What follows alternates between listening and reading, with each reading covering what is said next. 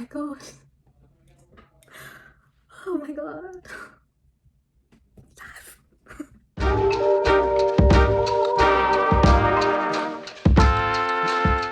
Hello, hi, how's it going? My name is Mithea and I just passed the bar exams.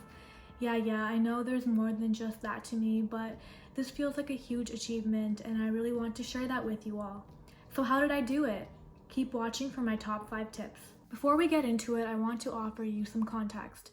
I decided to write both the barrister and solicitor exams on the first sittings that were offered, so my study tips and study schedule reflect the shorter timeline. This is the second year that the bar exams have been conducted online due to COVID, and the Law Society of Ontario has decided to continue with this online format until at least the 2023-2024 cycle. The online format came with its own unique set of rules. We were remotely proctored, so we had to have 2 cameras on us at all times while writing the exam.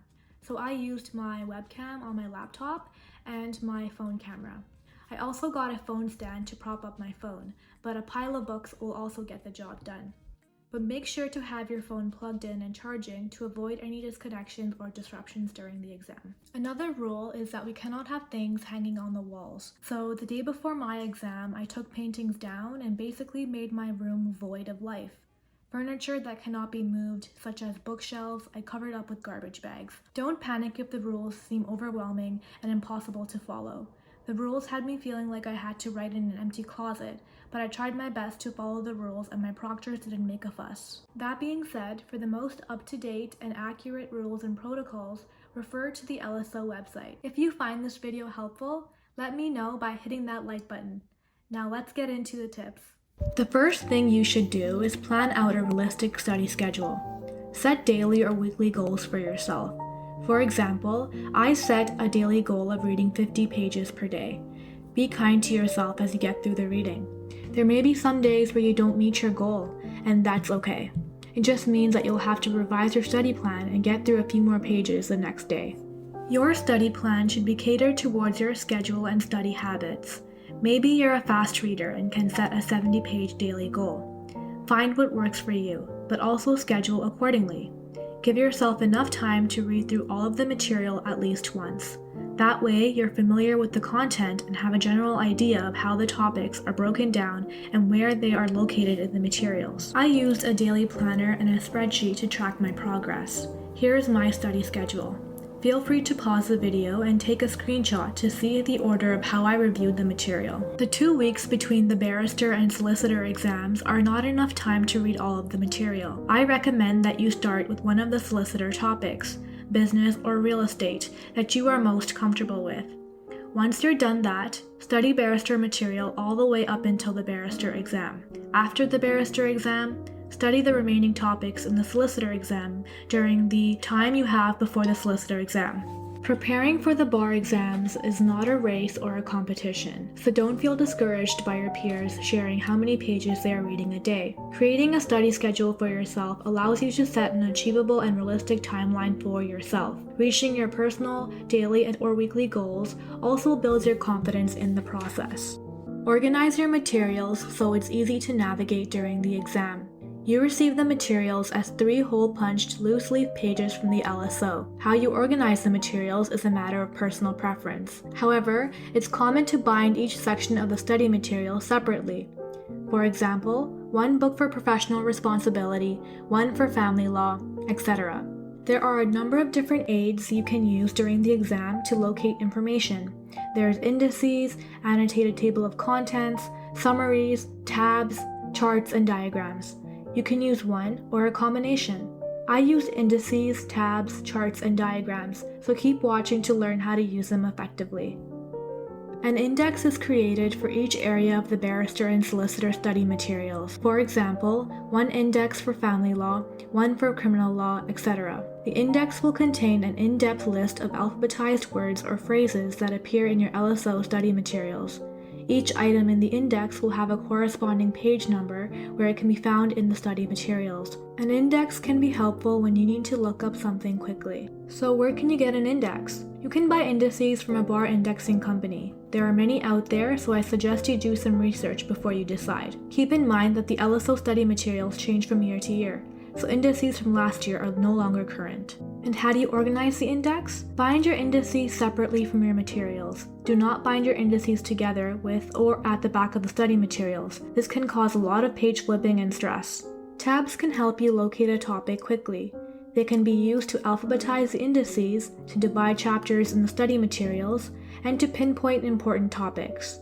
However, be mindful of what you're tabbing. You don't want to over-tab, which can make navigating the materials overwhelming and slow you down. Like tabbing, keep highlighting to a minimum to ensure effectiveness. Highlighting is a helpful visual aid that allows you to locate certain words on a page. If you used highlighters throughout law school, you may find highlighting helpful. Here's a color coding system that I used. I used blue for dates and numbers, pink for statutes, purple for case law, yellow for important info, and green for key terms. As I read through the study materials, I highlighted and made notes in the margins. This system works for me during the exam because when I flipped to a page looking for a number or a date, I knew to focus on the text highlighted in blue. It saved me time from reading the material in depth while on a time crunch.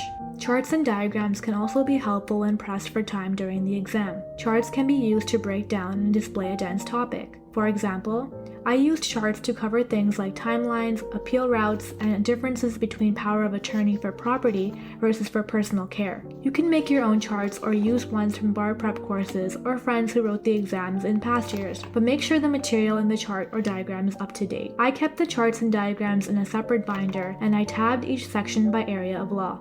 The most important thing you can do while prepping for the bar exams is to practice. Practicing helps test your method of locating topics in your materials and to learn what you need to do to adjust your approach. It can also help you decide whether you need more or less exam aids. Maybe you've over-tabbed or you need charts. You won't know until you try practice questions out for yourself. Practicing also helps with pacing. At the time of making this video, the bar exams were a 4-hour exam made up of 160 multiple choice questions. This means that you'll have about 1 minute and 30 seconds per question. So how did I practice?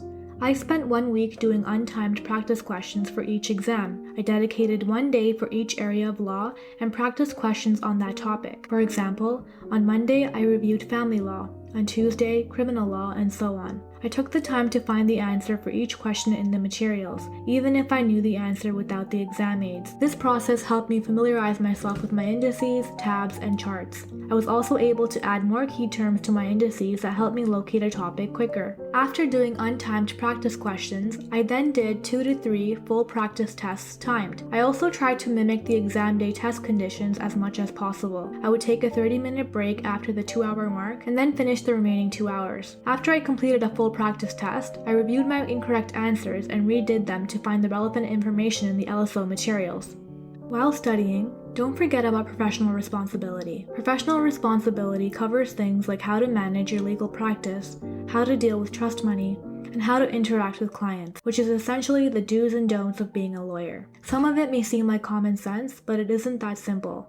I myself didn't realize how significant professional responsibility was until I wrote my first full practice test. In my experience, the exams contained a lot of professional responsibility questions. There is no separate section for PR, so make sure you are comfortable with this material as you move through the exam. Keep your PR material nearby during the exam because you may need to refer to it often. And last but not least, take breaks. Studying for the bar exams is a marathon, and you don't want to burn yourself out during the process. I made sure I took Sundays off every week, so I can come back fully recharged on the Monday. I also took a day off after each full practice test, as they can be very draining. In terms of days leading up to the exams, I reviewed professional responsibility and just took it easy. The 2 months of studying for the bar exams was a challenging time. It tested my patience, my motivation, and it even made me question whether I was fit for the legal profession. But taking breaks helped me ground myself and focus on what's important. This high-stakes exam is not the be-all or end-all of your life. Don't let this process discourage you or make you doubt your skills and what you've achieved thus far. Go back to what's important. Spend time with your family and friends. Pick up a hobby, and do things that nourish you and enrich you. Balance is key, and you will get through it. Good luck.